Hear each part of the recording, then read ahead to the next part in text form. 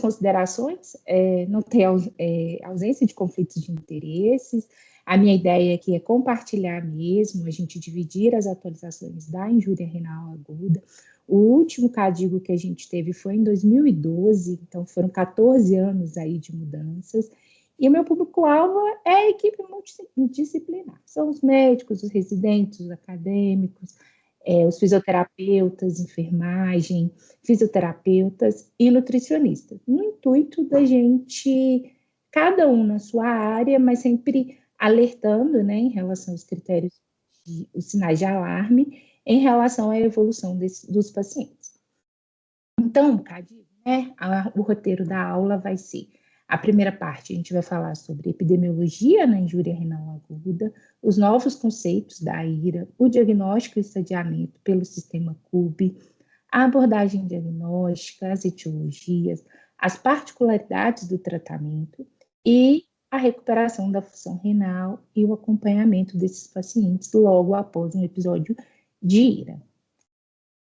Então, começando pela epidemiologia, né, o conceito de IRA é uma redução súbita da função renal, levando a um acúmulo de resíduos e distúrbios hidroeletrolíticos. A lesão renal aguda, ela é muito frequente nos pacientes, principalmente internados em leito de UTI. Ela acomete em torno de 20 a 50% desses pacientes. Varia de acordo com a população e os critérios, mas geralmente eu falo muito, né, que no Hospital SUS, principalmente, a gente acompanha de 4 a 5 pacientes em 10 leitos de UTI. A mortalidade, né, hospitalar desses pacientes críticos, ela também é alta. Os pacientes, quando eles têm lesão renal aguda, comparado àqueles pacientes que não têm a lesão, a mortalidade fica em torno de 30 a 60%, de 2 a 3 vezes maior. E muitos desses pacientes, de 10 a 30% desses pacientes, necessitam de terapia de substituição renal durante a internação na UTI.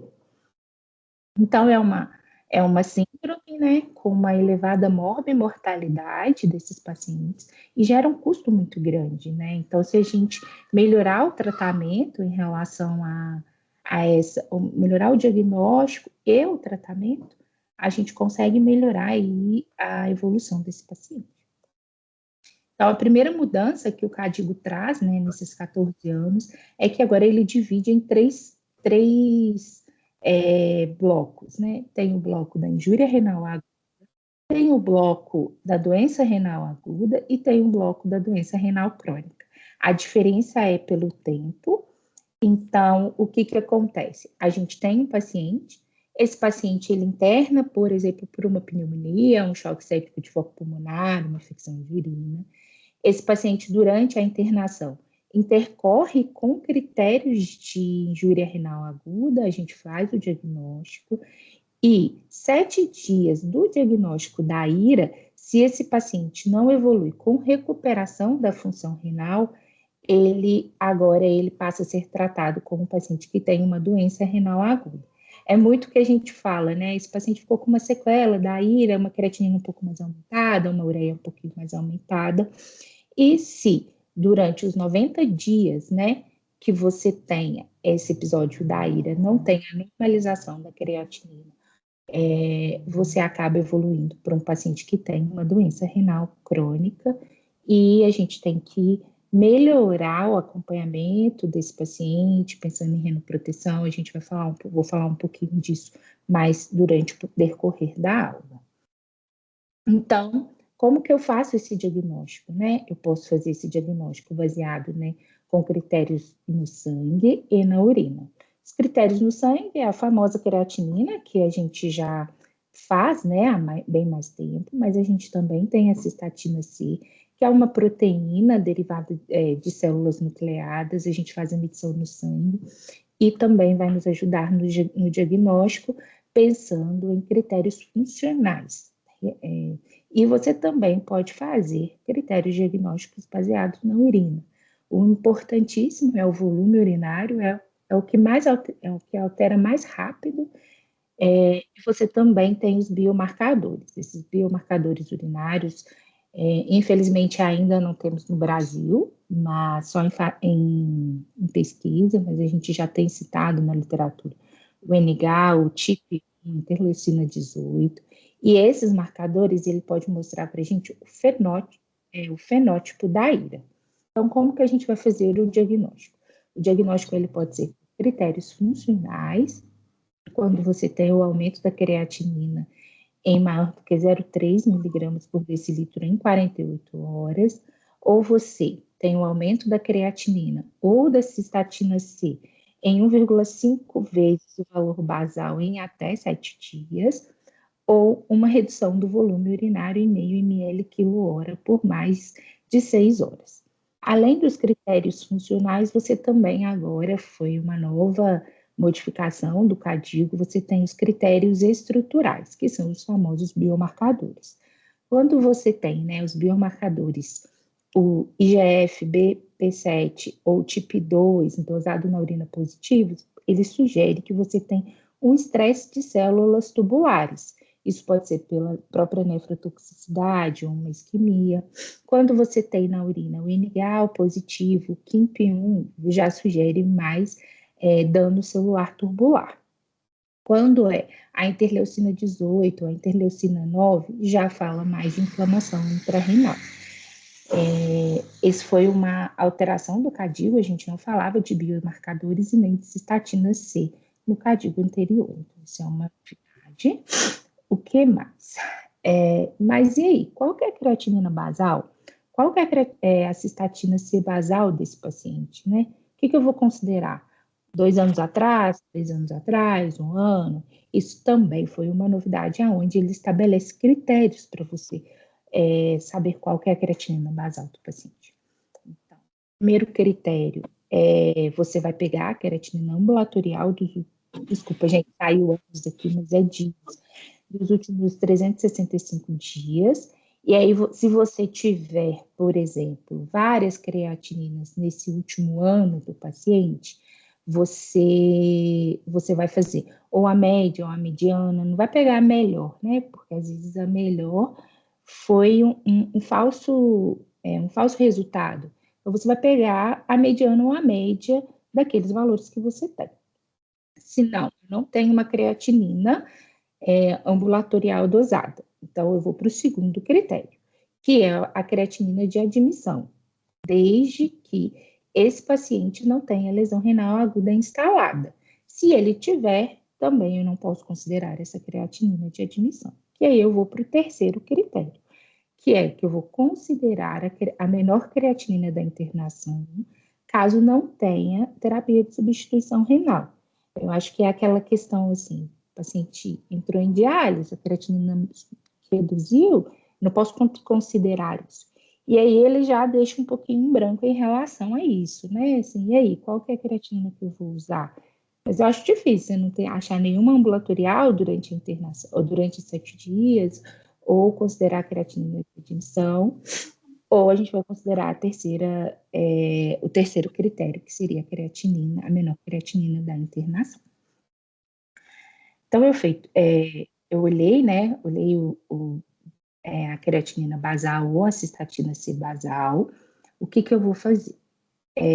Aí, em relação à cistatina, gente, a cistatina, igual eu falei, né, uma proteína, ela é importante em que contexto? Ela é menor influenciada pela massa muscular quando comparada à creatinina. Ela se positiva mais rápido também comparada à creatinina. Só que ela ainda é pouco usada na prática clínica. Por quê? O resultado às vezes demora 7 dias para sair, então eu tenho uma demora para o resultado e um custo elevado, porque a grande maioria dos convênios não cobre. No ambulatório, né, no consultório, eu até faço bastante em alguns subgrupos. E aí o paciente tem que arcar com esse custo. E ela é importante marcador em quais subgrupos? Principalmente nos idosos, idosos parcialmente, eu acho, tenho certeza que ele vai ser compatível. O idoso... Qual que é o Windows que está no meu notebook antigo? Quem que está... Mas vai dar certo, sim. Eu levo para você. Ah, foi. Nos idosos, nos sarcopênicos, também nos cirróticos e nos pacientes neoplásicos. É aquele conjunto, né? O paciente que é sarcopênico, que às vezes a creatinina não sobe como esperado, mas ele já tem outros critérios para lesão, para injúria renal aguda. A cistatina é um importante marcador. Então, eu fiz o diagnóstico, né, com o aumento da creatinina ou da cistatina, ou redução do débito urinário, presença do biomarcador, eu tenho que estadiar essa injúria renal. Isso é uma outra mudança, porque agora ele coloca o sistema CUB, antes era algum ponto, né, de creatinina ou de diurese, a gente considerava o maior valor, ou era Cadigo 3, e pronto, ou Cadigo 2, ou Cadigo 1, agora não é assim mais, você vai pontuar pela creatinina, você vai pela diurese, você vai pontuar pela presença de biomarcadores. Começando então, né, pelos critérios funcionais, quando eu tenho uma elevação da creatinina ou da cistatina C, o estágio C1, eu tenho um aumento da creatinina, né, maior do que 0,3 miligramas por decilitro em 48 horas, ou eu posso ter um aumento da creatinina ou da cistatina C em 1,5 a 1,9, o valor basal em 7 dias. Considerando o estágio 2, o aumento ele é de 2 a 2,9, o valor basal em 7 dias, ou o estágio 3, quando eu tenho um aumento 3 vezes mais do que o valor basal em 7 dias, ou eu tenho a creatinina de 4, ou o paciente ele precisou iniciar a terapia de substituição renal. O volume urinário, a diurese, né? Eu também posso falar, um critério funcional, quando eu tenho uma redução do débito urinário, né, menor do que meio ml quilo-hora de 6 a 12 horas, eu vou classificar em estágio 1. Quando eu tenho, né, redução, né, do mesmo valor do débito urinário, menor do que 0,5 quilo-hora em mais de 12 horas, eu vou classificar em 0,2.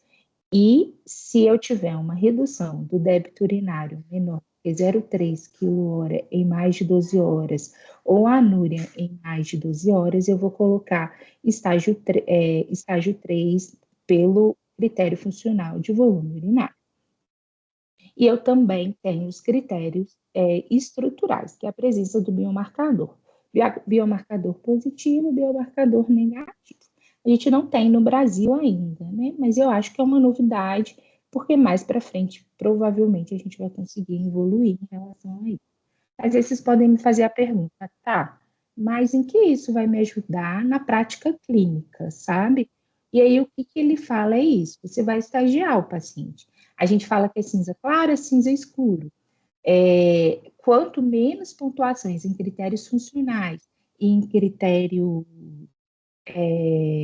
estruturais você vai ter, mais leve vai ser o seu episódio de injúria renal. Então, eu vou classificar ele C0, C1, C2 e C3, o 0, 1, 2 e 3, B positivo, B negativo. Então, assim, aquele paciente que tem, né, não pontua pela creatinina, não pontua pela urina, mas pontua pelo biomarcador, é aquele paciente que já tem uma IRA instalada bem mais leve e que às vezes a gente já vai ter que instalar ali medidas de nefroproteção para essa IRA não evoluir, sabe? E ao mesmo tempo, né, eu tenho, né, um paciente que pode ter uma pontuação de C3, o 3, B1 ou B0, é uma IRA mais grave. Então, essa IRA mais grave tem que ficar de olho, porque a chance de ter uma evolução desfavorável, precisar de TRS, de uma conduta mais individualizada, chamar um nefrologista mais próximo para acompanhar o caso, é o melhor. Eles falam isso, né? Que é o cinza mais clarinho e o cinza mais escuro. O cinza mais escuro é porque a situação está começando, a gravidade, né, da injúria, ela é maior, então a gente tem que acompanhar bem mais de perto. Então, o estadiamento é isso. Depois de estadiar, né, então eu tenho lá uma IRA, C1, o 3, B0. Né? E aí, o que eu vou fazer? Eu vou prognosticar. Qual que é o prognóstico em relação ao estadiamento? A literatura, né, fala do teste da estresse de furosemida, Aí vai vir muito falar, mas doutora, a gente vai fazer furosemida no paciente com injúria, a gente não vai hidratar esse paciente, não? Eu posso fazer o teste, se ele tiver hipovolêmico, depois eu dou o soro de novo, né? Porque muito quando vem aumento da creatinina, vamos hidratar. Tem mais coisas que a gente tem que avaliar nesse paciente. Porque soro demais também piora o rim. Então, assim, qual que é o melhor paciente, né, para mim fazer esse teste de furosemida e a gente ter um prognóstico melhor dessa lesão renal? É aquele paciente que pontua pela creatinina, mas não pontua, assim, faz um estágio 1 ou um estágio 2 e está anúrico. Tem lá uma creatina de 2, uma ureia de 120, mas está sem fazer o xixi. E aí? O que a gente vai fazer? Vou dar soro, não vou dar soro? Eu vou observar, eu vou colocar na diálise? O que a gente vai fazer? Então, assim, ele vai estadiar. Quando você vai avaliar a volemia dele, ele está euvolêmico para hipervolêmico. Ele tem uma azotemia moderada, uma ureia em torno de 120, não tem acidose metabólica e normocalemia. Esse é o paciente ideal para a gente fazer o teste de furosemida. E como que eu faço esse teste? Você vai fazer a furosemida venosa, você pode fazer de 1 miligrama por quilo em pacientes que não usavam furosemida previamente, ou 1 miligrama, 1,5 miligramas por quilo em pacientes que faziam o uso da furosemida. E aí você vai avaliar o volume urinário desse paciente em 2 horas. Quanto de xixi que ele fez? Quando, né, você avalia o volume urinário e esse valor da diurese ele é menor do que 200 ml, a gente fala que ele é um teste negativo de estresse à furosemida. Então, esse paciente, apesar dele ainda não ter critério para TRS, mas é um paciente que tem alto risco de progressão da IRA e alto risco de necessitar de terapia de substituição renal. É aquele paciente que você olha para ele e fala, nossa, mas ele está tão bem, está recuperando da etiologia, mas esse paciente da parte renal, ele ainda tem elevado risco, né, de progressão dessa IRA. Então, é um paciente que a gente tem que ficar bem de olho nisso. Então, eu fiz o prognóstico, e aí o Cadigo agora, ele vai falar um pouquinho sobre a abordagem etiológica da IRA, né, porque a IRA, ela tem um nome completo. Muitas vezes eu vejo assim, paciente com insuficiência renal aguda, mas a gente não estadiou, eu não fiz o prognóstico e eu não fiz a etiologia. Então, isso faz fazer muita diferença quando a gente pensa em tratamento desse paciente, né? Optar por uma terapia de substituição renal na urgência, não, dá para esperar. Então, assim, o Cadigo traz uma novidade também, isso também é uma coisa que a gente faz pouco na prática clínica, que é na urina, né, avaliar o EAS. Isso foi um puxão de orelha, porque eu quase não faço. Então, no EAS, a gente tem que ver presença de cilindros granulosos, sugerindo isquemia, cilindros hemáticos, sugerindo doença glomerular, presença de células epiteliais, sugerindo nefrotoxicidade. Ele fala dos biomarcadores também, para nos ajudar em relação ao tipo da IRA. Isso ainda é uma novidade, a gente não sabe como que vai ser na prática clínica, né? Isso vai ser cena para os próximos capítulos. Além, né, da urina, ele fala do POX, também não tinha. Ele fala do POX para a gente avaliar, né, avaliação de volume, fluido tolerância, fluido reatividade. Ele fala de retenção urinária, para ver se a gente precisa, tem um componente pós-renal ali. Ele não detalha muito bem a questão do POX, mas ele já começou a citar, e como as atualizações em rascunho, pode ser que tenha mudanças também e detalhamento em relação ao POX. E por último, ele fala que está proscrito, né? Uma coisa que a gente já não vem fazendo, mas na minha residência eu fazia muito, que era fazer a fração de excreção de sódio e fração de excreção de ureia para ver questões de volemia. Ele fala que isso não exceto em cirrótico, que a gente tem que considerar um FeNA maior do que 2%, mas ele faz até a ressalva que a gente tem outros métodos para avaliar a volemia desse paciente. Ele fala também, ele desencoraja a gente pesquisar ou avaliar o EAS, presença de eosinófilos na urina, e falar esse paciente tem uma nefrite intersticial aguda, ele fala que não é valor de diagnóstico para anemia. Então, gente, então ele vai falar dessa abordagem, né? E aí eu trouxe um resuminho, isso não está no CADIGO, mas assim, eu achei importante a gente ver em relação, né, o ultrassom e o que a gente vai esperar, o Zabiraleito, e o que a gente vai esperar, né, em cada choque. A gente tem um choque cardiogênico, onde nessa primeira você vai ver aí, né, o diâmetro da veia cava, e quando no choque cardiogênico, né, você tem um diâmetro maior do que 2,1, colapso menor do que 50%, quando você vai fazer o POCS da janela pulmonar, você tem linha B difusa, esse paciente não é um paciente para a gente fazer volume nele, apesar dele já ter uma lesão. Então, esse paciente, às vezes, é o paciente para a gente fazer furosemida, tentar fazer redução de ajuste de volemia, porque a própria congestão, que eu vou falar mais para frente, é uma causa de lesão renal. Já no choque obstrutivo, né, você já vai ter uma cava com um diâmetro maior do que 2,5, também vai variar menor do que 50%, mas quando você vai para a janela pulmonar, você não tem linha B, você tem padrão de linha A. No choque hipovolêmico, já é aquela cava que ela com um diâmetro menor do que 2,1, que colapsa mais do que 50% no pulmão padrão de linha A. Esse paciente é um paciente para a gente avaliar volume para ele. Também no choque distributivo, quando você tem uma cava que é menor do que 2,1, que colapsa mais do que 50%, padrão linha A no pulmão, é um paciente que também a gente vai avaliar, fazer expansão volêmica para ele. Outra questão já é para avaliar a volemia sistêmica, né? Ele colocou o Doppler de artéria renal, que você também tem sinais de congestão, né? Sinais de congestão renal, isso é uma causa também. Então, é um paciente que a gente não vai avaliar dor para ele, e sim furosemida para ele.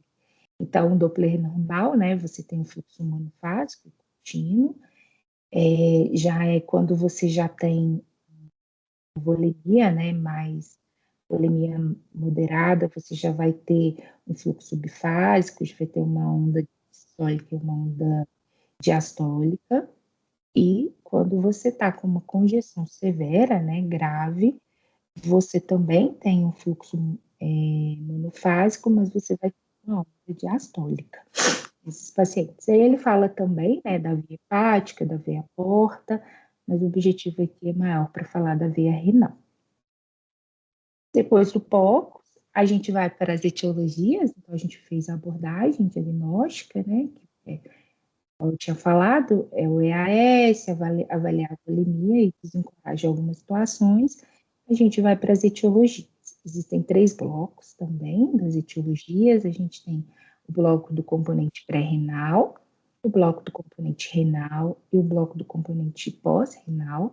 A IRA é uma síndrome, geralmente ela é multifatorial e ela vai pegar sempre, a maioria dos casos, tem um componente pré-renal de hipoperfusão associado a um componente renal intrínseco, que é pela própria sepsis, que eu vou falar mais para frente.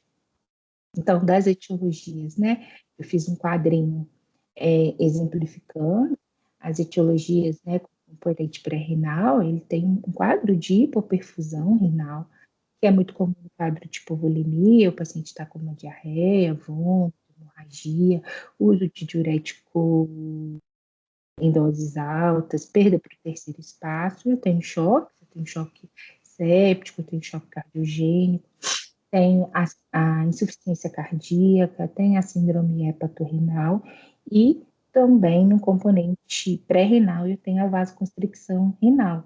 É o que às vezes muita gente não faz, né? O paciente está piorando a função renal, esquece de tirar o IECA, esquece de tirar o BRA, esquece de tirar o AINE. Aqui também eu incluo muito a dapaglifosina também, muitas pessoas esquecem de retirá-la nesse momento de injúria renal.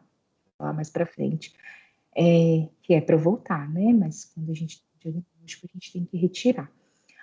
Também tem, né, o bloco das causas renais intrínsecas, a própria necrose tubular aguda, induzida por isquemia, induzida por sepse, hipotensão, cirurgias, o contraste, mas que a nefropatia por contraste, ela vem sendo reduzida drasticamente nos últimos anos, melhoria na qualidade do contraste.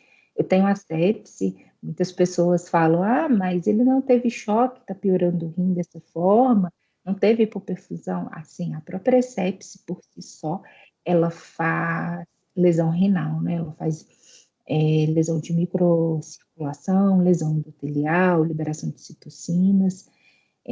Eu tenho a nefrite intersticial aguda por abuso de fármacos, por antibióticos, por IBP, uso de AINES e algumas infecções que podem ocasionar nefrite intersticial. Glomerulonefrite é uma causa mais rara, né, de nos pacientes internados em leito de terapia intensiva, microangiopatia trombótica, uma causa mais rara, rabdomiólise, não, é um pouquinho mais comum, por trauma, crises convulsivas, uso de estatinas, imobilizações, e tem outras causas, que é, às vezes, embolia por colesterol, síndrome de compartimento, próprio contraste iodado, e, por último, né, o terceiro bloco seriam as causas pós-renais, né, a obstrução urinária, obstrução da via urinária. Isso pode ser por próstata, então tem um caso pela hiperplasia prostática, por cálculo. Recentemente eu tive um paciente que obstruiu os 2 ureteres, raríssimo isso acontecer, mas teve, por tumores também, coágulos, hematúria, obstruir sonda, né? E obstrução de sonda vesical, né, por dobra, mau posicionamento ou clampagem da sonda. Então, considerando todas essas causas, né, eu fiz as mais comuns dentro da terapia intensiva. A sepse e o choque séptico é estourado em torno de 40%. A hipoperfusão e a hipovolemia em torno de 25%. Eu falo que a nefrotoxina, falo que esses três eles andam juntos praticamente quando eles têm a injúria renal aguda. Os pós-operatórios com a remite, obstrução urinária em torno de 5%, e tem outras causas, né? Contraste, rabdomiólise, isso é muito, muito comum acontecer. Então é isso, gente. Lembrar que das etiologias é uma síndrome multifatorial e que as principais, choque, hipoperfusão e nefrotoxicidade, que acometem, né, esses pacientes e acabam levando a injúria renal aguda. E aí eu já fiz o diagnóstico, eu já estadiei, eu já tenho um prognóstico e eu já tenho uma etiologia, né? A grande maioria é IRA, CADIGO, agora, né, C3, U3, secundário a sepse, associado a fator pré-renal, e com teste de furosemida positivo, prognóstico tão ruim. Então, assim, eu tenho um diagnóstico da IRA e o que eu vou fazer? A primeira coisa que o CADIGO fala, né, que também é uma novidade, é a nefroproteção. Ele fala que é para todos os pacientes de alto risco, para desenvolver lesão renal aguda em pacientes hospitalizados, você tem que avaliar. E quais são esses pacientes? É aquele paciente que já é renal crônico, estágios mais avançados, aquele paciente hipertenso, aquele paciente vasculopata, diabético. Então, nesses pacientes, eu sempre tenho que avaliar, suspender drogas nefrotóxicas, que é o IECA, o BRA, a dapaglifosina pela vasoconstricção, a depender do caso, eu acho que ela seria mais individualizada junto com o IECA e o BRA. Evitar o uso de anti-inflamatórios, se for fazer contraste, avaliar medidas preventivas previamente.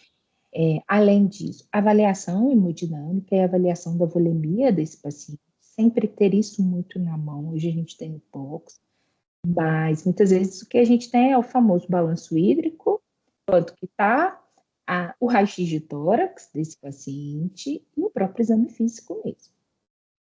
Outra coisa muito importante que eu vejo, né, as pessoas fazerem pouco é o ajuste de drogas de acordo com a taxa de filtração glomerular. As pessoas esquecem de corrigir antibiótico para função renal, né? E, então, assim, isso é uma coisa que a gente tem que sempre ter em mente. Excluir obstrução de via urinária, então, assim, aquele paciente que internou para uma que evoluiu, né, com uma IRA e que eu não tenho diagnóstico, eu tenho que pedir uma ultrassom desse paciente. É importante passar uma sonda vesical de demora nesse paciente para a gente excluir um fator de obstrução urinária. Além disso, o Cardio trouxe uma outra novidade, que são os pacientes submetidos em cirurgia cardíaca. Não é o que a gente vê muito, né? Mas ele trouxe que seria, ele sugere, né, nos pacientes a administração de aminoácidos de 2 miligramas por quilo por dia IV por 3 dias, principalmente nos pacientes que vão fazer o uso da circulação extracorpórea, 3 dias antes da cirurgia, para iniciar a administração. E, além disso, ele também não fala muito, mas ele também sugere o pré-condicionamento isquêmico remoto desse paciente com alto risco e que não vai fazer indução com propofol. Pré-condicionamento isquêmico, você pega um manguito, insufla ele em torno de, ele fala em torno de 180, aumenta a pressão sistólica, e você deixa o paciente ali no manguito no braço de 3 a 5 minutos durante 3 dias. Era para fazer que ele condicionar a isquemia nesse paciente que ele possa ter. Nunca vi na prática clínica, se alguém tiver visto, mas eu achei interessante falar porque foram duas coisas que não tinha previamente, né, no CADIO. Então, a nefroproteção. E aí agora a gente vai falar das particularidades do tratamento. Ele divide em várias particularidades, o que ele coloca uma em relação à fluidoterapia desse paciente, ele cita algumas questões, o paciente em pós-operatório de cirurgia abdominal, a questão da acidose metabólica, que é bem polêmica, questão do uso das medicações e a terapia de substituição renal. Quando indicar, qual é a melhor, qual é a hora. Ele, assim, não ajudou muito não, sabe? Mas eu acho que ele ajudou a guiar um pouquinho para a gente ter um pouquinho mais de bom senso, dizer assim. Então, das particularidades do tratamento, a primeiro é a fluidoterapia. Ele pediu para colocar sempre de forma individualizada, avaliando o paciente, avaliando o POC, avaliando a volemia, se ele é fluido responsivo, se ele é fluido tolerante. E aí ele sugeriu sempre optar por fluidos balanceados, cobre em cloro e o sódio. É o famoso ringer lactato, né? Ele se baseia em relação à prevenção da hipercloremia, porque o excesso de cloro faz um efeito vasoconstrictor, então eu posso ter um componente de pré-renal nesses pacientes. Lembrando que, né, o ringer lactato ele é contraindicado em casos de hipertensão intracraniana, pacientes com alcalose metabólica e nos pacientes com hipercalcemia. Então, a fluidoterapia é isso.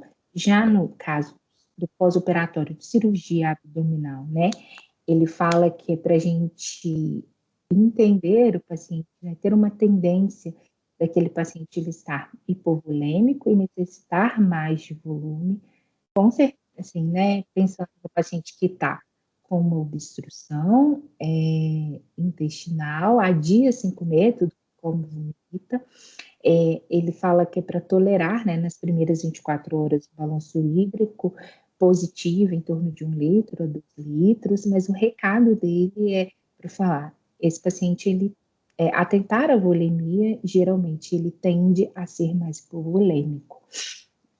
Então, no pós-operatório foi isso.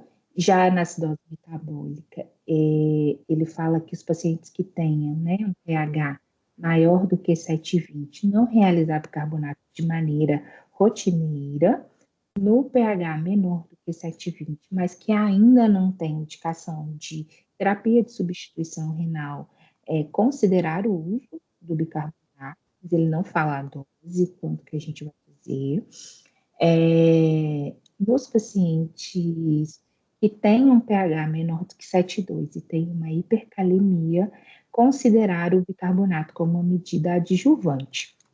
Eu acho que é aquele paciente que, assim, a gente acabou de chegar na UTI com ele tem um potássio mais alto, mas está hipovolêmico, então tem uma acidose que vai contribuir para essa hipercalemia, ele orientou, né, a gente considerar como uma medida adjuvante. Lembrando do estudo, ele não cita isso, mas eu achei importante, que teve o estudo Bicaro C2, e esse estudo ele fala, né, sobre o uso do bicarbonato, e no grupo, né, que teve o uso do bicarbonato, a gente teve uma redução da necessidade de terapia de substituição renal, mas não teve impacto na mortalidade. Então, essas foram as 3 coisas em relação às peculiaridades, particularidades do tratamento. Ainda, ele fala muito das medicações, isso foi uma novidade também. Ele fala, né, para a gente diferenciar as medicações que realmente causam lesão das que não causam, que reduzem a taxa de filtração, mas sem lesão renal. Ele cita o IECA por causa da vasoconstricção. Ele fala também das drogas que ocasionam, né, a ira, que é a cimetidina, o trimetoprim, o dolutegravir e o inibidor de tirosina quinase, que é muito usado nas quimioterapias. Eu já vi muito trimetoprim, aumento de creatinina e de potássio, porque a droga, ela falseia e aí você diminui o clearance dessas drogas. Então, não é uma ira, é só um efeito colateral da droga. Ele também incentiva muito a gente monitorar nível sérico de drogas sempre que possível. A vancomicina é uma dessas que a gente usa muito e manter um nível sérico, porque subdose é ruim, porque a gente está tratando, não vou deixar de tratar, um foco infeccioso, mas a dose elevada também faz nefrotoxicidade. Ele fala para a gente avaliar, né, hidratação para esses pacientes quando são fluidotolerantes. Na ira por cristais, isso é muito comum no metotrexate, na sulfa, no aciclovir, na amoxicilina e no ciprofloxacino. Acho que aí entra muito o EAS, né, para a gente ver cristais de oxalato, uma prática que é acessível na grande maioria dos hospitais. Ele enfatiza muito a correção de drogas, de medicações em pacientes. E aí vem uma novidade, porque cada hora corrigia a dose da medicação de acordo com a calculadora que ele queria. Crocroft-Gaud, que eram os estudos, era o CKD-PI, e aí agora ele fala que o ideal é a gente usar a taxa de filtração cinética glomerular. Mas onde que eu encontro essa calculadora? E aí eu coloquei aqui, né, o que para a gente esclarecer um pouquinho melhor em relação a essa taxa de filtração cinética. É uma calculadora, é uma fórmula que ela é validada para esses casos de injúria renal, porque você tem variações da creatinina de forma rápida, em horas ou dias, e ela considera isso, né? Porque o CKD-PI não, o CKD-PI é ótimo, mas ele é ótimo para o ambulatório, para aquele paciente que está com uma função renal instável. E quais que são os parâmetros, né, que essa taxa de filtração cinética faz? Ela vai olhar a variação da creatinina entre 2 dosagens e o intervalo de coleta dessas creatininas. Geralmente no CTI é 24 horas, e aí ela vai mostrar o clearance que tem, e aí a gente vai corrigir, né, de acordo com o padronizado pela instituição. Então, aqui é um um exemplo, né?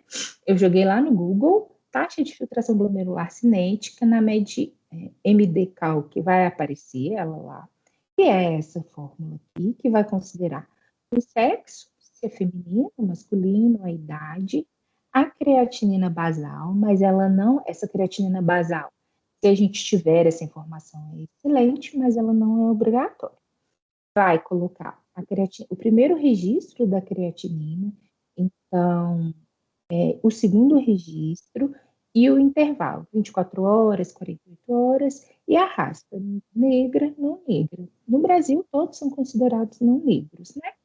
Então, eu trouxe um exemplozinho, isso foi um exemplo de um paciente que eu tive, homem, e teve injúria renal. Na classificação, ele foi C3 ou 3, secundário a sepsis. Ele entrou em hemodiálise e depois ele começou a dar sinais de recuperação de função renal. A última diálise dele tinha sido há 3 dias, com uma volemia ajustada, ainda estava tratando a sepsis, então era importante a gente avaliar a dose de para esse paciente. E o primeiro registro da creatinina foi de 2, o segundo registro da creatinina foi de 1,85, o intervalo de coleta foi de 24. Então, quando a gente olha, ele vai dar um ritmo de filtração glomerular em torno de 41, e aí a gente vai, a partir disso, fazer a correção. Ele também, eu vou falar mais para frente, então a aplicação clínica evitar sub- e superdosagem de fármacos, principalmente antibióticos que a gente não tem nível sérico. E a outra questão é avaliar a recuperação de função renal. Você vai me falar assim, mas como eu vou olhar, de acordo com o clearance, a recuperação de função renal? Isso eu vou deixar um pouquinho mais para frente, são cenas dos próximos capítulos, porque ele coloca também como ele cita, né, um novo valor para a gente avaliar a recuperação de função renal. Então, a taxa de filtração, então, a gente ajustou, fez fluidoterapia, além da fluidoterapia, correção de estrose metabólica, pós-operatório de cirurgia, ajustou, né, as medicações, as doses, olhou a taxa de filtração glomerular cinética, e a gente vai para a última, que é a terapia de substituição renal. Ele não bate martelo, a frase dele é: iniciar nem cedo nem tarde demais. Eu não posso ser precoce, mas eu também não quero iniciar com o paciente em urgência dialítica. Então, assim, é individualizado até pelo serviço que a gente tem, né?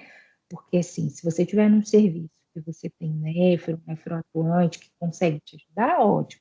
Se você tiver um serviço que o nefrologista ele não é tão presente, às vezes, a gente esperar demais, eu posso perder esse paciente em urgência dialítica. Outra questão que ele coloca, né, é a modalidade contínuo, SLED, ele fala de peritoneal como até um método contínuo, a ultrafiltração, e ele fala da recuperação de função renal. Então, é um esqueminha, assim, um fluxograma baseado nas recomendações, né? Então, é aquela famosa, assim, né? Eu recebo muito. Esse paciente está em urgência dialítica. O paciente acabou de chegar no UTI, não tem exames, mas vem com alguns critérios, e vem com critérios de ira grave, né? Estágio 3 ou 3. Então, a primeira pergunta que a gente tem que fazer, isso é uma indicação absoluta em terapia de substituição? É o famoso ANO. Se for, a gente vai avaliar. Se não for, é o que eu falo, é o manejo clínico e monitorização. Ligar, colocar o paciente na máquina, se a gente errar o tempo, né, o time, a evolução pode ser ruim demais para esse paciente. Então, o que é manejo clínico, né? Otimizar a volemia, otimizar a perfusão. Será que esse paciente não está precisando de uma dobutamina? Será que esse paciente não está precisando de um volume? Evitar drogas nefrotóxicas, ajustes de drogas de doses de fármacos, monitorar a diurese e exames de balanço hídrico. Então, assim, é um paciente que está em leito de terapia intensiva, tem um nefrologista presente, tem um intensivista presente. Acho que a gente tem que tentar essas medidas no mínimo 6 horas, exceto na urgência, né? E reavaliar diariamente. Não, ele tem indicação de terapia substitutiva, de substituição renal, o famoso AIU. Lembrando, gente, que a indicação é refratariedade. Muitas pessoas esquecem dessa palavra. Você trata clinicamente. Se ele teve refratariedade, aí sim é a indicação. O A, que é de acidose metabólica grave, pH de 7,1, 7,2. Eu já fiz reposição de bicarbonato para esse paciente, eu já fiz expansão, já melhorei a volemia. Ele não melhorou, ele ainda está num choque grave, que eu não vejo melhora nas próximas 12, 24 horas, talvez é um momento da gente iniciar. Eletrólitos, hipercalemia grave, refratária, potássio de 6, 6,5, alteração no eletro. Eu também já fiz as medidas conservadoras e não teve resposta. As intoxicações é o único que não tem a refratariedade do quadro, sabe? Então, a gente pensa muito no lítio, aquele paciente que está com rebaixamento do nível de consciência, e que às vezes, se a gente dialisá-lo, ele vai fazer clearance de lítio, do metanol, etileno glicol, salicilato, a questão da volemia, sobrecarga volêmica, com edema agudo de pulmão, ou hipoxemia refratária, já está em uso de diurético em dose alta, e os pacientes com uremia, que são os sinais, os sinais e sintomas de uma azotemia grave, encefalopatia, pericardite urêmica, sangramento urêmico, sintomas urêmicos graves, né? Desnutrição, náusea, vômito. Então, assim, esse paciente também é um paciente que a gente indicaria TRS para ele. Tá, então a gente já indicou a TRS por refratariedade ou porque a gente reavaliou diariamente esse paciente vem em piora clínica, e qual modalidade? Porque a gente tem várias modalidades, né? Vem a contínua aí, né, que é preferida, os estudos incentivam, na realidade, né, os convênios não, desculpa, ela é mais cara, e a contínua, ela é preferida em pacientes que têm um choque séptico, em uso alto de vasopressores, instabilidade hemodinâmica grave, hipertensão intracraniana, edema cerebral, e não tem aí descrito, mas a insuficiência hepática também. As vantagens, né? Você coloca o paciente 48 horas, 72 horas. Então, a estabilidade hemodinâmica, eu consigo fazer uma remoção lenta de fluidos. É aquele paciente que está internado em leito de terapia intensiva, balanço hídrico muito positivo, anasarcado, mas ao mesmo tempo desnutrido, tem uma hipovolemia relativa. Então, essa contínua ele tem um benefício, eu consigo ter um maior controle de balanço hídrico e eu tenho uma menor variação osmótica. A dose prescrita é de 20 a 25 ml quilo-hora de efluente entregue e eu não tenho benefícios quando eu aumento, né, eles chamam de lisato, né, maior do que 30 a 35 ml quilo-hora. Prescrever, às vezes a gente prescreve um pouco a mais, porque tem uma perda, mas o objetivo é de 20 a 25. Não tenho tanta experiência com a terapia contínua. O que eu tenho experiência é a terapia híbrida, né? A SLED, eu prescrevo muita SLED, porque a SLED eu consigo fazer correções de distúrbios hidroeletrolíticos, correção da acidose, da hipercalemia, eu consigo fazer manejo de volemia também nesse paciente. Às vezes, aumentando o tempo de terapia, eu consigo retirar um volume sem piorar a instabilidade hemodinâmica. Então, ela é indicada para pacientes que têm instabilidade hemodinâmica moderada, necessidade de maior flexibilidade operacional, e só que a gente precisa de centros com experiência. E as vantagens, né? Ela permite remoção mais rápida dos solutos e dos líquidos, tem uma maior tolerância hemodinâmica, é aquele paciente que está com monorinha 10, mas está extremamente anasarcado, às vezes eu aumento o tempo de terapia e o paciente consegue a retirada, às vezes eu falo muito que é enxugar gelo, utilizando ele todos os dias, tirando 1,5 litro no máximo, conforme tolerância. E eu tenho a intermitente, e ela é indicada para pacientes estáveis. Eu tenho uma rápida remoção do potássio e dos fluidos, porque eu jogo um fluxo de sangue mais alto. Para as intoxicações, né, dialisáveis, o lítio, o metanol, é a melhor escolha, porque eu tiro rápido.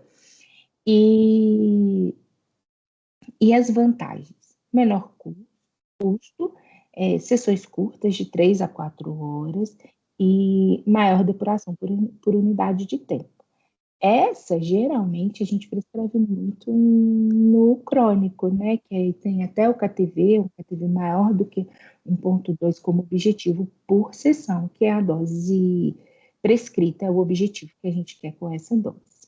Então, eu optei, né? Geralmente eu faço muito SLADE, e aí, para eu optar pela modalidade, eu tenho que fazer algumas questões.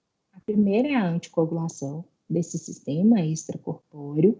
Eu posso fazer, né, a anticoagulação com citrato, que é o que eles mais indicam, mas ele é pouco usado na prática clínica. Eu também posso fazer por heparina não fracionada e eu posso fazer sem anticoagulação. Eu faço a lavagem de soro naquele paciente que tem alto risco hemorrágico. Mas é o que eu falo muito, que às vezes o paciente está lá, né, chocado, com uma hemoglobina mais baixa, não tem nenhum sangramento ativo, e eu opto em fazer sem a heparina, eu faço só com soro. Esse paciente ele tem uma hipercoagulabilidade que ele acaba tendo uma perda insensível no circuito. Então, aquele paciente que 2 a 3 dias começa a receber sangue, hemotransfusão, mas aí não é porque ele está tendo sangramento, ele está tendo perda insensível, né? Então, às vezes, avaliar uma anticoagulação com heparina não fracionada em uma dose mais baixa para esse subgrupo de pacientes seria o ideal.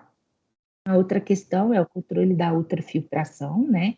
A gente, na UTI, eu não tenho uma balança para pesar o paciente, delimitar peso seco, então ele é individualizado, ele é muito baseado na tolerância hemodinâmica das últimas diálises, é aquele paciente que você prescreve 1 litro, 1,5 litro a cada sessão e ele vem tolerando, mas o que às vezes acontece é você prescreve 2, 3 dias, depois ele faz uma hipotensão, você regride.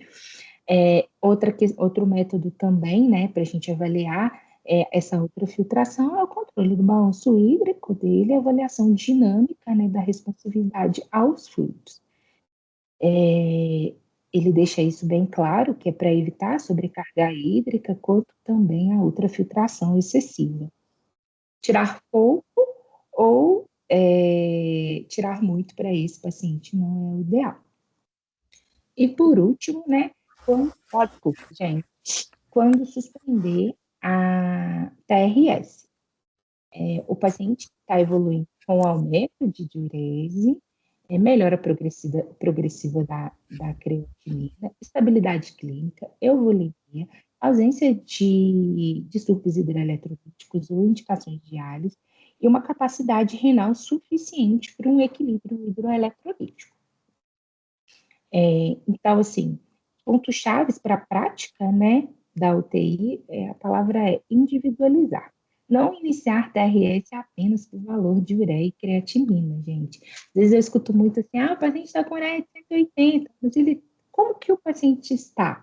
Ele aumentou o volume de urina nas últimas 12, 24 horas? Teve algum sinal de que, à medida que eu fiz, ele tem sinais de recuperação dessa função renal?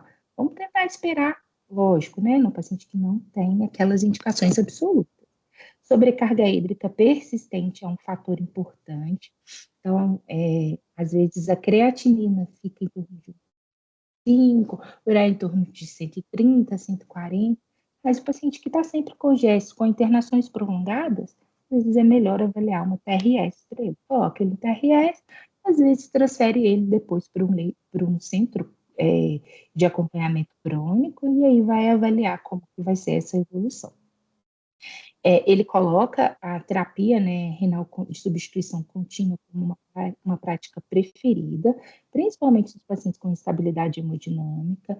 Ele incentiva a anticoagulação regional com citrato como estratégia preferencial, quando não tem contraindicação, e, mais uma vez, a prescrição ela é individualizada, caso a caso. E quando ele fala de recuperação de função renal, é outro problema, porque agora é um critério arbitrário, pelo menos a gente agora tem uma referência que a gente não tinha antes. Quando pensar que o paciente aumentou o volume urinário e ele está recuperando o rim, quando ele tem um aumento maior de 450 ml de diurese nas últimas 24 horas espontaneamente, ou quando eu faço um estímulo diurético e esse volume urinário ele passa a ser maior do que 2 litros e 300. Eu sou uma das nefrologistas que gosto muito do espontâneo, porque às vezes você faz furo, eu falo que é como se eu ganhasse uma rasteira. Eu acho que o paciente está recuperando e não, é o estímulo que está ali, que está ajudando. Então, eu sou muito assim, opa, ele ampliou a diurese pelo espontâneo, posso avaliar o estímulo, no sentido de controle hídrico daquele paciente, mas não para pensar em recuperação de função renal. Outra coisa que ele fala é o clearance de creatinina, né? Quando você tem um aumento do clearance de creatinina maior do que 23 ml minuto em 2 horas, ou uma queda da creatinina maior do que 0,3 em 2 horas também, então, assim, é um outro sinal. O que eu acho que na prática clínica a gente pode fazer? Esse paciente, ele aumentou a diurese de um dia para o outro. Vamos ver essa creatinina. Se a creatinina está estável, será que eu não faço uma dosagem 1, dosagem 2 de creatinina? Jogo naquela fórmula de taxa de filtração glomerular cinética. Vamos ver como que está essa taxa de filtração. Ela aumentou, ela reduziu, ela está estável? Eu acho que na minha ideia, né, seria como eu iria trabalhar daqui para frente. Então, ele teve, né, preencheu o critério de recuperação da função renal. Essa recuperação, ela pode ser completa ou ela pode ser parcial. Ela é completa quando o retorno, você tem um retorno do valor da creatinina basal em até 1,2, o valor prévio. Então, eu tenho uma creatinina basal de 1,2. Se a creatinina dele, né, depois desse episódio de injúria, for até 1,44, eu falo que ele teve uma recuperação de função renal completa. Ela pode ser parcial. Se ela for parcial, é quando o retorno do valor da creatinina fica de 1,2 a 1,5 ao valor basal. Considerando uma creatinina de 1,2, eu avaliaria a recuperação da função renal com uma creatinina menor do que 1,8. E aí a gente entra, né? Quando ele tem uma recuperação da função renal parcial e mais de 7 dias do valor do insulto, né? Eu falo que ele vai ter aquele conceito de doença renal aguda. E aí é nesses pacientes, né, que tem uma doença renal aguda, uma doença renal crônica que agudizou, que a gente tem que indicar para o nefrologista, sempre na alta hospitalar. Por quê? Ele sugere esse acompanhamento até 90 dias após alta, porque aí é o nefrologista, a nível ambulatorial, que vai avaliar qual é o melhor momento para me voltar com as medidas de rinoproteção. O IECA, o BRA, a dapaglifosina, a finerinona, que vem agora, né, o novo boom, a nova medicação, e também lá no ambulatório, que a gente vai manter o controle de fatores de progressão dessa doença. Albuminúria, controle pressórico, controle glicêmico, evitar ganho de peso, dieta hipossódica, seria isso no acompanhamento ambulatorial. Bom, gente, é isso que eu queria falar para vocês sobre injúrias, atualizações. E agora eu estou aberta a perguntas. Oi, Rafa, boa noite. Oi, Lu. Então, as recomendações são fresquinhas, né? Aí 25, 26, né? A gente sabe que ainda é um rascunho, né? Mas eu queria te perguntar assim, de tudo que você viu, né? Você teria alguma mensagem principal, por exemplo, para eu usar no meu plantão amanhã? Diferente do que se faria anteriormente? Você tem algo assim já para a gente mudar de imediato? Vem alguma coisa à sua cabeça? Eu acho que é individualização. É caso a caso, sabe, Lu? Individualizar, focar muito nas medidas de nefroproteção, ajuste de dose, retirar drogas que fazem vasoconstricções, que a gente vê muito isso. Ajuste de volemia, de hemodinâmica, porque às vezes o paciente ele interna por uma diarreia, a pressão está 8, 9, e ele está lá com todas as medicações de uso habitual, sabe? Eu faria isso. Na minha admissão, amanhã eu estou no meu plantão, eu tive uma admissão, o paciente tem uma disfunção renal. Eu objetivaria, essa disfunção é uma agudização, o que está acontecendo? A gente vai investigar para ver melhor, é individualizar e bater nessas medidas aqui. Aqui eu focaria. Nefroproteção, Lu. Drogas nefrotóxicas, avaliação hemodinâmica da volemia, ajuste de drogas e excluir obstrução urinária.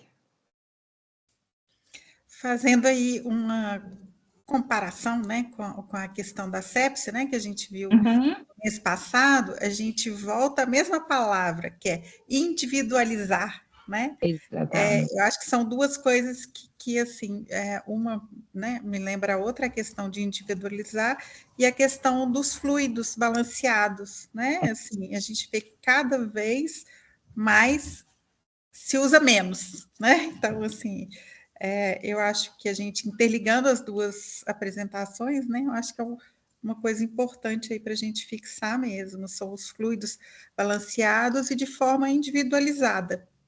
Sim. Por isso que a IA nunca vai substituir a gente. Ela não tem esse poder. Graças a Deus ajuda, exatamente. Né? Nosso amigo nos ajuda, mas tem que ter ali quem que está, né, comandando. Guiando, né? Sim. Exatamente. Tem que fazer a pergunta certa, né, para ter a resposta. Exatamente. Alguma dúvida, gente? Mais alguém? Oi, Rafa, boa noite. É o Rodney aqui. Eu tenho uma dúvida. Nesses pacientes que a gente precisa corrigir um antibiótico para função renal, a gente é preferível dar a dose única no dia ou aquela dose usual mesmo, assim, dividida em horários? E por quê? Depende. Por exemplo, né, o meropenem a gente faz de 8 em 8. A vancomicina de 12 em 12, mas depende da farmacocinética e farmacodinâmica do paciente. O aminoglicosídeo, eu tenho que fazer pico, então eu faço de 24 em 24. E a outra questão é muito importante, né, quando eu estou na admissão do paciente, eu fazer nível sérico. Porque senão o paciente vai morrer de sepse, ele não morre do rim, entendeu? O rim é recuperável, né? Você tem que tratar a etiologia. Então, no primeiro dia, é dose full. A partir das 24 horas, onde que eu garanto o nível terapêutico para o paciente, é que eu vou fazer o ajuste. Te respondi?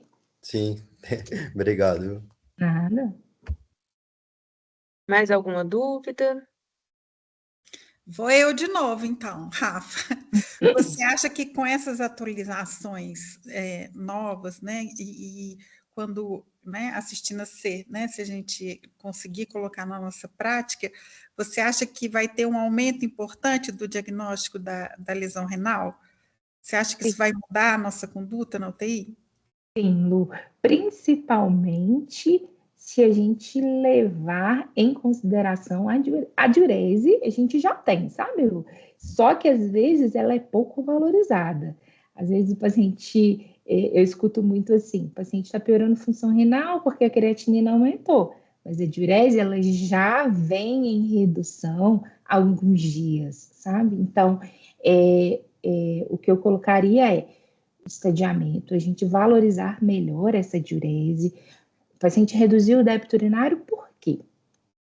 Ele está fazendo uma sepse, né, lesão de órgão-alvo, droga que está alta, às vezes é uma vancomicina, que a gente não ajustou as drogas, as medidas, é uma avaliação de hemodinâmica, né, e de volemia, eu preciso ajustar alguma coisa, e eu acredito sim que a cistatina C, ela já vem entrando, né, na nossa prática clínica ambulatorial, mas é uma questão que eu também quero voltar para a lesão renal aguda, porque ela é um marcador precoce, entendeu? E ela não tem tanta influência com massa muscular. Então, aquele dozinho da UTI, e aí a gente conseguindo fazer o diagnóstico da injúria e estadiá-la, né, e pensar no prognóstico, às vezes a gente consegue mudar o curso da doença. Ótimo. Mais alguma dúvida, gente? Ô, Rafa, tá ouvindo? É Natânia. Tudo bem, Natânia? Tudo jóia. Deixa eu te perguntar uma coisa. Tem algum lugar que você indica, assim, pra gente, às vezes, estar conferindo, principalmente a questão do ajuste de antibiótico?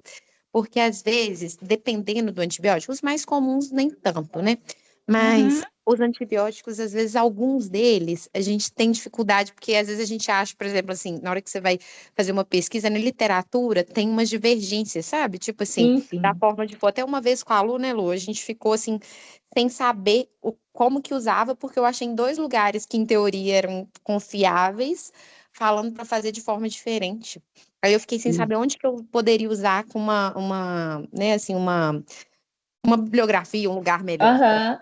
Bom, Natânia, essa você me pegou, mas assim, a orientação que eu te falaria era perguntar para o infectologista. O infectologista, o Flávio está aí também, né? Ele pode nos ajudar, porque a instituição ela tem que ter o protocolo dela, sabe? E hoje a gente vê em ajuste de drogas, né? Outro dia mesmo, alguém me perguntou, Rafa, qual que é a dose certa de meropenem? 1 grama de 8 em 8, 2 gramas de 8 em 8. Falei, depende para qual paciente sabe? Então, assim, é importante, né, as instituições, a gente começar a criar um protocolo, institucionalizar esse protocolo assistencial e, a depender das dúvidas, né, porque o clearance, ele não muda, sabe, Natânia, a dose, mas é perguntar ao infectologista mesmo, eu acho que vai ser o melhor. Sim, obrigada, viu, Rafa? Nada. Não sei se eu consegui te responder, Natânia. Não, sim, entendi. Eu entendi, com certeza faz sentido. Eu acho que um dos nossos objetivos aqui é exatamente isso que a Rafa falou. É cada um fazer o seu protocolo, né? E trabalhar e seguir uma linha, que eu acho que o mais importante é qual o protocolo do seu serviço. Por exemplo, eu gosto de usar um, a Rafa gosta de usar outro, então hoje no meu plantão eu coloco de uma forma, amanhã o ajuste é outro, então eu acho que cada instituição, né, faz o seu, escolhe, né? E aí segue. Exato. A instituição, né, Lu, não é a receita do bolo. Eu coloco 2 colheres, o outro uma. Não, a gente não consegue funcionar assim. Ótimo. Mais alguma dúvida, gente? Eu tenho. Boa noite. Tá boa, Rafa? Tudo bem? Com que eu falo? Charles. Ei, Charles, tudo bem? Joia. Ô, Rafa, na questão do ajuste da ventilação mecânica em paciente com insuficiência renal, considerando aí a alteração do equilíbrio, né, ácido básico, do risco de sobrecarga hídrica e a repercussão hemodinâmica que a ventilação faz, qual seria, assim, um parâmetro para a gente poder... Porque sempre na diálise o paciente dá uma descompensada, a ventilação altera, às vezes a gente tem que fazer alguns ajustes. O que eu poderia estar, assim, seguindo nessa questão? Qual que seria o parâmetro que eu poderia usar? Entendi. Bom, Charles, na AVM e a diálise, né, muito difícil, porque às vezes Eu errei na mão da taxa de ultrafiltração que eu fiz, então eu fiz redução do débito cardíaco dele. E aí a gente vai falar de um paciente com SARA e que eu preciso manter uma PIP mais alta para VM protetora, o Baby Lung, eu não. Ou eu estou falando de um paciente que está com uma VM protetora e uns parâmetros, parâmetros da VM mais baixos, né? Uma PIP de 8, uma PIP de 6.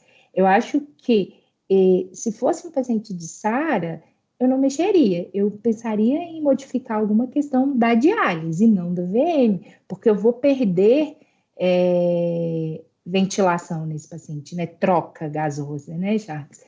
Agora, aí eu avaliaria o quê, né? Eu sei que você está querendo saber em relação ao VM, mas eu falaria assim, taxa de ultrafiltração, será que se eu programei para tirar 1 litro, eu suspenderia e veria como que esse paciente vai evoluir? Não, não estou tirando nada dele. Ele precisa mesmo manter essa hemodiálise agora? Ou é melhor a gente regredir, suspender, já que é um paciente que na VM, se for um paciente com SARA, por exemplo, hipoxêmico, eu acho que não é a melhor estrutura a gente mexer nos parâmetros da VM. Eu desceria um degrau em relação à minha terapia, mexendo em ultrafiltração, ou suspenderia a diálise mesmo, Charles. Entendi. Beleza, Rafa, obrigado. Nada. Rafa, muito obrigada, tá? Pela sua disponibilidade. A gente queria perguntar se você pode permanecer, né? Continuar no grupo sempre, mas se essa semana, né, em especial, pode responder dúvidas que surgirem lá, né, sobre o tema, que acabam acontecendo, tá? E te agradecer mesmo pela aula, foi excelente, muito completa. É um assunto para horas e horas e horas, dias, talvez, sempre tem dúvida, todo mundo passa aperto, né? Frente a um paciente com IRA. E foi excelente a sua aula, muito obrigada, viu? Nada. Quero agradecer o convite. Não, vou ficar no grupo, quero aprender mais sobre medicina intensiva. Afinal, né, eu participo um pouquinho da vida, né, da terapia intensiva. Pode perguntar, gente, manda as mensagens, as dúvidas em relação à aula. Igual eu falei com a Luciana hoje mais cedo, mas não esqueçam do meu recadinho. Reduzir o volume urinário não está obstruído é lesão renal aguda, gente, é insuficiência. E aí a gente tem que trabalhar nas medidas de nefroproteção, principalmente. Combinado? Muito bom, obrigada, Rafa. Nada, que isso. Tchau, tchau, gente. Tchau, gente. Boa noite.